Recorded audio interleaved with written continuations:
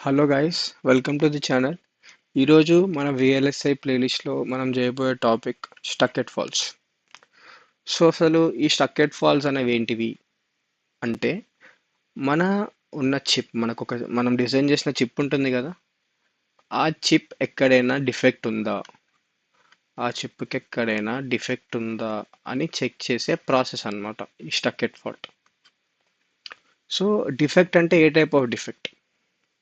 నేను ఒక ఇన్వర్టర్ చేశాను అనుకుందాము. అది సమ్ మ్యానుఫ్యాక్చరింగ్ ఎర్రర్ లేదంటే ఏమన్నా టెంపరేచర్ వల్ల షాక్ కరిగి షార్ట్ అయిపోవడము, ఏదైనా సంథింగ్ ఎనీ ఎక్స్టర్నల్ కాజ్ వల్ల విడిడి టు గ్రౌండ్ డైరెక్ట్గా పాత్ కనెక్ట్ అయిపోయింది అనుకుందాం. అప్పుడు నా ఇన్వర్టర్ పనిచేస్తుందో లేదో నాకు తెలియాలి కదా. సో ఈ స్టక్ ఎట్ ఫాల్స్ అన్నవి మన పర్టిక్యులర్ లాజిక్ బ్లాక్ ఉంటుంది కదా, దానికి నెంబర్ ఆఫ్ ఇన్పుట్స్ ఉంటాయి కదా. ఏ ఇన్పుట్ దగ్గర మనకి ప్రాబ్లం ఉంది, ఏ ఇన్పుట్ దగ్గర ప్రాబ్లం ఉంది అని మనం కనుక్కోవడానికి హెల్ప్ చేసే మెథడ్ అనమాట స్టక్ ఎట్ ఫాల్ట్. సో ఇప్పుడు ఈ స్టక్ ఎట్ ఫాల్ట్ అంటే ఏంటిది అంటే, ఇది నా ఒక లాజిక్ బ్లాక్ అనుకుందాం. ఇప్పుడు నేను ఏ బి సి అన్న అజంప్షన్లో ఉన్నా. నేను ఏని స్టక్ ఎట్ జీరో అంటాను. స్టక్ ఎట్ జీరో అంటే ఏంటిది అంటే, ఈ లైన్ ఈ ఈ లైన్ నుంచి పాస్ అయ్యే సిగ్నల్ ఎట్ ఎనీ కాస్ట్ జీరోనే ఉంటుంది. నువ్వు ఇక్కడ ఇన్పుట్లో వన్ ఇచ్చినా కానీ నీకు లోపల ఉన్న లాజిక్ వెళ్ళేది జీరో. దాని అర్థం స్టక్ ఎట్ జీరో అంటే నువ్వేం చేసినా కానీ జీరోనే ఉంటుంది. స్టక్ ఎట్ వన్ అనుకున్న అర్థం ఏంటిది? నువ్వేం పంపించినా, నువ్వు జీరో పంపించినా బయటికి వచ్చేది వన్నే. నువ్వు వన్ వచ్చినా బయటకు వచ్చేది వన్, ఎందుకంటే వన్ దగ్గరే స్టక్ అయిపోయింది. అది మారదు, స్టక్డ్ అక్కడే ఆగిపోయింది, ఇంక అక్కడే అట్కవేయింది అంతే. So stuck at faults, so stuck at zero, stuck at one అంటే ఇది బేసికలీ అక్కడే ఆగిపోవడం. నువ్వే ఇన్పుట్ ఇచ్చినా కానీ అవి అక్కడే స్టక్ అయిపోయి ఉంటాయి. ఇప్పుడు మనం కొన్ని ఎగ్జాంపుల్ చూసుకుందాం. ఇప్పుడు ఇన్వర్టర్ ఇది నేను టూ కేసెస్ తీసుకుందాం. ఒకటి స్టక్ ఎట్ జీరో అనుకుందాం, ఇంకొకటి స్టక్ ఎట్ వన్.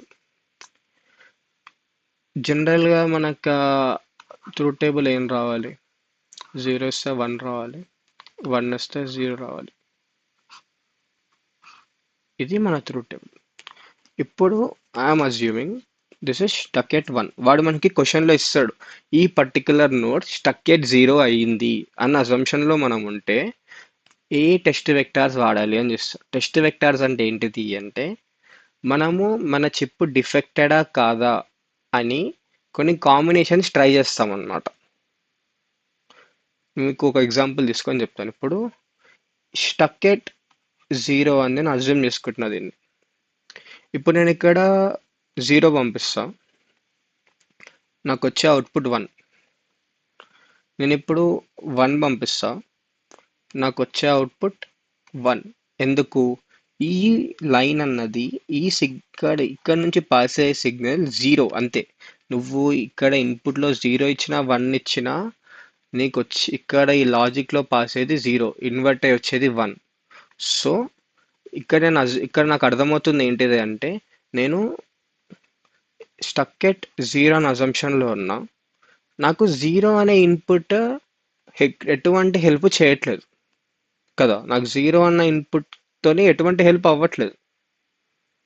నాకు వన్ అన్న ఇన్పుట్తోనే నా చిప్ అన్నది, నా ఇన్వర్టర్ అన్నది డిఫెక్టెడ్ ఉందా లేదా అని నాకు అర్థమవుతుంది. సో ఎలాంటి కాంబినేషన్స్ తోని మనం మన డిఫెక్టెడ్ చిప్ని గుర్తుపట్టగలుగుతామో, లేదా ఏ కాంబినేషన్స్ తోని ఒక పలానా చిప్ డిఫెక్టెడా కాదా అని తెలుసుకోగలుగుతామో వాటిని టెస్ట్ వెక్టార్స్ అంటాం. You test your chip with these combinations, away test vectors. దీనివల్ల నీకు అర్థమవుతుంది నీ డిఫెక్టెడా కాదా, ఎక్కడ స్టక్ అయింది బేసికలీ అన్నట్టు. ఇప్పుడు నేను ఇది స్టక్ ఎట్ వన్ అనుకున్నా అనుకో, ఒక్కొక్క ఎక్స్ప్రెషన్, ఒక్కొక్క గేట్కి, ఒక్కొక్క స్టక్ ఎట్కి ఒక్కొక్క కాంబినేషన్ ఉంటుంది. ఇప్పుడు స్టక్ ఎట్ జీరోకి నా టెస్ట్ వెక్టార్ వన్. ఇప్పుడు నేను స్టక్ ఎట్ వన్ తీసుకున్నాను అనుకోండి, ఇక్కడ 1 పాస్ చేస్తే నాకు ఏం లాభం? ఆల్రెడీ ఇది స్టక్ ఎట్ 1 అని అజంప్షన్లో ఉన్నా. 1 పాస్ చేస్తే ఏం లాభం? నాకు ఇక్కడ వచ్చే అవుట్పుట్ 0. అదే ఇప్పుడు నేను 0 పాస్ చేశాను అనుకోండి, నాకు ఇక్కడ రావాల్సింది 1, కానీ నాకు వస్తుంది 0. ఎందుకంటే ఈ లాజిక్ నుంచి పాస్ అవుతుంది 1, ఎందుకంటే ఇది 1 దగ్గర 1 స్టక్ అయిపోయింది కాబట్టి. సో స్టక్ ఎట్ 1కి నా టెస్ట్ వెక్టార్ 0. ప్రతి ఒక్క లాజిక్ గేట్కి ప్రతి ఒక్క పర్టికులర్ నోడ్ దగ్గర టెస్ట్ వెక్టార్స్ వేరే ఉంటాయి. They are not fixed. ఓకేనా? ఇప్పుడు ఇంకొక ఎగ్జాంపుల్ తీసుకుందాం. ఇప్పుడు నేను ఏని స్టక్ ఎట్ 0 అని అజంప్షన్లో ఉన్నా. ట్రూత్ టేబుల్ ఏంటిది? ఏ, బి, వై, 0 0 0 1 1 0 1 1. ఇది 0 అవుతుంది, ఇది 0 అవుతుంది, ఇది 0 అవుతుంది, ఇది 1 అవుతుంది. స్టక్ ఎట్ 0 అన్న అజంప్షన్లో నేను ఉన్నా. సో నేను ఏం చేస్తాను, ఇప్పుడు నాకు AND గేట్లో నాకు 1 ఎప్పుడు వస్తుంది? రెండు 1 అవుతే నాకు 1 వస్తుంది. సో నేను ఏం చేస్తాను అంటే ఇది 1 చేస్తాను, ఇది 1 చేస్తాను. ఇక్కడ వచ్చే అవుట్పుట్ రావాల్సింది 1, కానీ వస్తుంది ఏంటిది? 0. సో ఇక్కడ స్టక్ ఎట్ 0 అన్నది ట్రూ అవుతుంది, ఇక్కడ స్టక్ ఎట్ 0 అన్నది ట్రూ అవుతుంది అని నాకు అర్థమవుతుంది. సో ఈ పలానా నోడ్ స్టక్ ఎట్ 0లో ఇరుక్కుపోయింది, ఎఫెక్ట్ చూపిస్తుంది అని చెప్పి నాకు అర్థమవుతుంది. ఇప్పుడు నేను స్టక్ ఎట్ 1 అనుకున్నాను అనుకోండి. ఇప్పుడు నా స్టక్ ఎట్ 0 టెస్ట్ వెక్టార్స్ ఏంటిది? 1, 1. నా స్టక్ ఎట్ 1. సో ఇప్పుడు నేను ఏం చేస్తాను, ఇక్కడ 1 వేస్తే నాకు ఇక్కడ 1 వస్తుంది. ఇప్పుడు నేను ఏం చేస్తాను అంటే ఇది స్టక్ ఎట్ 1, నేను ఇక్కడ 0 ఇస్తాను. ఓకేనా? 0 ఇస్తాను. నాకు ఇక్కడ రావాల్సింది ఏంటిది? 0 కదా. బట్ ఇది 1 ఉండేసరికి నాకు వచ్చే అవుట్పుట్ ఏంటిది? 1. నేను 0 1 ఇచ్చిన నా అవుట్పుట్ 1 వస్తుంది అంటే ఈ పర్టిక్యులర్ నోడ్ నాకు ఏ స్టక్ ఎట్ 1లో ఉండిపోయింది అని అర్థం. సో ఇప్పుడు దీని టెస్ట్ వెక్టార్స్ ఏంటిది? 0 1. ఇప్పుడు నేను బీకి కూడా చేయొచ్చు, బీకి కూడా సేమ్ అంతే. బీకి స్టక్ ఎట్ 0 చేయొచ్చు, స్టక్ ఎట్ 1 కూడా చేయొచ్చు. సేమ్ కాంబినేషన్స్ వస్తాయి రివర్స్. ఇప్పుడు ఆర్ గేట్ తీసుకోండి. ఏ, బి, వై, 0 0 0 1 1 0 1 1 0 1 1 1. ఇప్పుడు నేను ఏ స్టక్ ఎట్ 0 అన్న అజంప్షన్లో ఉన్నా. సో నేను ఏం చేస్తాను, ఫస్ట్ ట్రూత్ టేబుల్ చూడండి. ఓకే, ఇప్పుడు నాకు ఒక్క అవుట్పుట్ 1 ఉన్నా 1 వచ్చేస్తుంది. సో ఇప్పుడు నేను దానివల్ల నాకు లాభం ఏమో అవుతలేదు. సో ఇప్పుడు నేను ఏం చేస్తాను అంటే ఇప్పుడు ఇది స్టక్ ఎట్ 0 అన్న అజంప్షన్లో ఉన్నా. ట్రూత్ టేబుల్ చూడండి. ఇప్పుడు నేను ఇక్కడ 1 ఇస్తాను. ఇక్కడ నేను ఇక్కడ 1 ఇచ్చి ఇక్కడ 0 ఇచ్చిన, ఇక్కడ 0 ఇచ్చిన, నాకు అవుట్పుట్ సరే ఇప్పుడు చూడండి. నేను ఇక్కడ 1 ఇస్తున్నా, ఇది 0 తీసుకుంటున్నా. ఓకేనా? ఇది 0 తీసుకుంటా. 1 0 నాకు అవుట్పుట్ ఏం రావాలి? 1 కదా రావాల్సింది ఆర్ గేట్లో.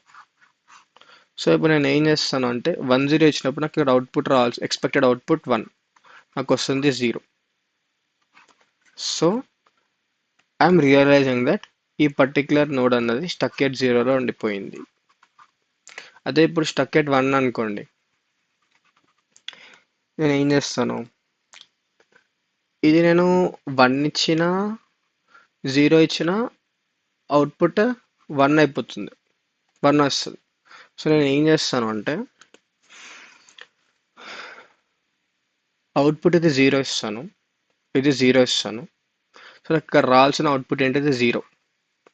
నాకు వస్తున్న అవుట్పుట్ ఏంటిది? 1. సో దాని అర్థం ఏంటిది? స్టక్ ఎట్ 1లో ఉండిపోయింది నా ఏ. ఇది అంతే అనమాట టాపిక్. దీనికి మించి ఏం లేదు. మీకు కొంచెం క్లమ్జీ అనిపించచ్చు topic, but it's a very simple topic. ఏం లేదు చేయాల్సింది. ఒక లాజిక్ బ్లాక్ ఇస్తాడు కదా, స్టక్ ఎట్ 0 అన్నాడు అనుకో, ఇక్కడ 1 ఇచ్చి చూడు. స్టక్ ఎట్ 1 అన్నాడు అనుకో, 0 ఇచ్చి చూడు. నీ ది నీ జనరల్ అవుట్పుట్స్ రాసుకో ఫస్ట్. ఎట్లాంటి స్టక్ ఎట్ ఫాల్స్ లేకుండా నీ జనరల్ అవుట్పుట్ రాసుకో. ఇప్పుడు ఈ త్రీ కాంబినేషన్స్ ఉన్నాయనుకో, దీనికి జనరల్ అవుట్పుట్ రాసుకో. ఇది 0 అనుకో, 1 అనుకో, 1 అనుకో. ఇప్పుడు స్టక్ ఎట్ 0, ఏ 0 దగ్గర ఉండిపోతే నాకేం రావాలి? సో ఇలా వస్తుంది సార్ సపోజ్. సో దీన్ని బట్టి ఇక్కడ నీ అవుట్పుట్ మారుతుంది కదా. ఇక్కడ your output is getting changed. What happen to this tab? Okay, నీ అవుట్పుట్ చేంజ్ అయిపోతుంది. సో దీన్ని బట్టి నువ్వు అర్థం చేసుకోవాల్సింది ఏంటిదంటే, SA 0 of a test vector 1 1. ఒక ఇచ్చిన లాజిక్ బ్లాక్ స్టక్ ఎట్ 0 అయితే ఇక్కడ 1 ఇచ్చి చూడు, స్టక్ ఎట్ 1 అయితే 0 ఇచ్చి చూడు. నీ అవుట్పుట్ ఎలా డిఫర్ అవుతుందో చూడు. నీకు స్టక్ ఎట్ ఫాల్ట్ ఉందా లేదన్న క్లారిటీ నీకే వచ్చేస్తుంది. అంతే. It's a very simple topic. ఒక 4-5 ఎగ్జాంపుల్స్ తీసుకోండి, ట్రై చేయండి, అంతే. జస్ట్ మీకు మహా అంటే ఇంకొక గేట్ పెంచుతాడేమో. ఇక్కడ సపోజ్ ఇక్కడ AND గేట్ పెట్టి ఇట్లా OR గేట్ పెడతాడు. OR గేట్ పెట్టుకొని ఇక్కడ సపోజ్ ఇంకా AND గేట్ ఇస్తాడు. ఇక్కడ స్టక్ ఎట్ 0 అంటాడు ఫర్ సపోజ్. నాకు ఈ అవుట్పుట్ 0 వస్తుంది. ఈ స్టక్ ఎట్ 0నా కాదా? సరే, స్టక్ ఎట్ 0 అయింది అనుకో. ఏ టెస్ట్ వెక్టార్స్ వాడితే నీకు స్టక్ ఎట్ 0 అని తెలుస్తుంది అన్నాడు అనుకో. సో నేను ఏం చేస్తాను, ఈ 2 ఇన్పుట్స్కి ఇది స్టక్ ఎట్ 0 అంటున్నాడు. నేను ఇప్పుడు ఈ రెండు 1 ఇచ్చి చూస్తాను. ANDలో రెండు 1 అవ్వాలి కదా. నేను రెండు 1 ఇచ్చినా నాకు ఇక్కడ 0 వస్తుంది అనుకో, అది స్టక్ ఎట్ 0 అని నేను చెప్పగలుగుతాను. అదే ఇది స్టక్ ఎట్ 1 అన్నాడు అనుకో, నేను అయితే 0 1 ఇస్తాను. ఈ పర్టికులర్ వైర్ అన్నాడు అనుకో, ఇప్పుడు 0 1 ఇస్తా లేదా 1 0 ఇస్తా. అప్పుడు ఏమవుతుంది, లేదా 0 0 ఇస్తా.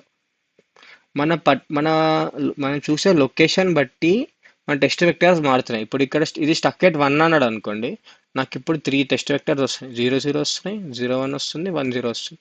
రెండింటికి అవుట్పుట్ 0, కానీ నాకు ఇక్కడ 1 వస్తుంది అనుకోండి. సో ఇది స్టక్ ఎట్ 1 అని చెప్పి నాకు అర్థమైపోయింది. అంతే, సింపుల్. చాలా సింపుల్ టాపిక్. ఒక 2-3 ఎగ్జాంపుల్స్ తీసుకొని చేస్తే మీకు అర్థమైపోతుంది. I hope you like this video. Do subscribe చేయండి. నేను ఇంకా మంచి మంచి వీడియోస్ తీసుకొస్తాను. మీకు క్యాడెన్స్ తీసుకొస్తాను. I will bring Cadence. కొంచెం టైం పడుతుంది, బట్ మీకు క్యాడెన్స్ తీసుకొని ఇవన్నీ ఇంప్లిమెంట్ చేసినప్పుడు మీకు చాలా క్లారిటీ వస్తుంది. మీరు ఈ థీరీ వీడియో ఇంకా క్యాడెన్స్ వీడియో ఒకటే మీకు కలిపి బ్యాక్ టు బ్యాక్ చూసినప్పుడు you will have a lot of clarity. Cadence videos చాలా తక్కువ ఉన్నాయి యూట్యూబ్లో. I will definitely bring it. Please do subscribe చేసి లైక్ చేయండి. I will get a lot more motivated. Thank you.